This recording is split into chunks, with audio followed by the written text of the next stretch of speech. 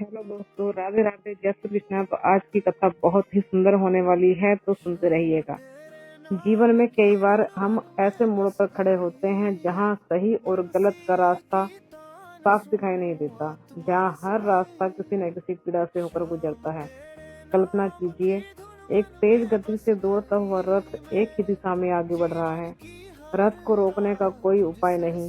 सामने पटरी पर 5 लोग खड़े हैं। वे अनजान हैं, निश्चित है रथ का चालक व्याकुल है। उसके हाथ में केवल एक विकल्प है, रथ को मोड़ देना। दूसरी ओर की पटरी पर केवल एक व्यक्ति खड़ा है। अब प्रश्न यह है कि दुर्घटना होगी या नहीं। प्रश्न यह है, किसी की मृत्यु स्वीकार्य है। यदि रथ सीधा गया तो 5 समाप्त होंगे, यदि रथ मोड़ा गया तो एक निर्दोष व्यक्ति बलि चढ़ेगा।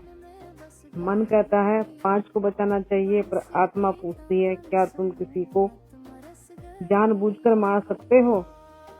यही से धर्म का संघर्ष शुरू होता है। कुछ लोग कहते हैं किसी निर्दोष को साधन बनाना अधर्म, चाहे परिणाम कितना ही बड़ा क्यों ना हो।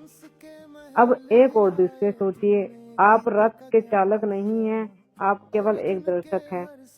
आप पुल पर खड़े हैं, नीचे वही रथ दौड़ रहा है, आगे फिर वही 5 लोग, और आपके पास एक उपाय है।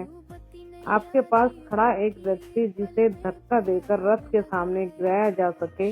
अब निर्णय और भी कठिन होता जा रहा है।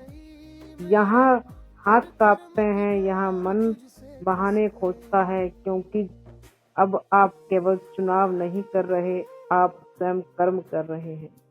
तो क्या पहले वाला निर्णय सही था या दूसरा गलत? अब एक और स्थिति, मान लीजिए आप वैद्य हैं, आपसे 5-6 रोगी आए हैं। 5 को साधारण उपचार चाहिए, एक की स्थिति गंभीर है। आप पूरे दिन केवल एक को बचा सकते हैं या 5 को। अधिकांश लोग यहाँ 5 को चुनते हैं, लेकिन अब सोचिए, यदि 5 रोगियों के बचाने के लिए आपको एक स्वस्थ व्यक्ति की बलि देनी पड़े, तो क्या वही निर्णय सही रहेगा? यही पर मनुष्य रुक जाता है, क्योंकि धर्म केवल गणना नहीं है, धर्म केवल संख्या नहीं देखता, धर्म देखता है भाव, कर्म और नियत। भगवान श्री कृष्ण ने गीता में कहा है, कर्म करो, परंतु कर्म किसी स्वार्थ या हिंसा के भाव से नहीं। कुछ कर्म ऐसे होते हैं जो परिणाम में अच्छे लगते हैं, पर आत्मा उन्हें स्वीकार नहीं करती, और कुछ कर्म ऐसे होते हैं जो भारी पीड़ा देते हैं, पर अंतरात्मा उन्हें सही मानती है।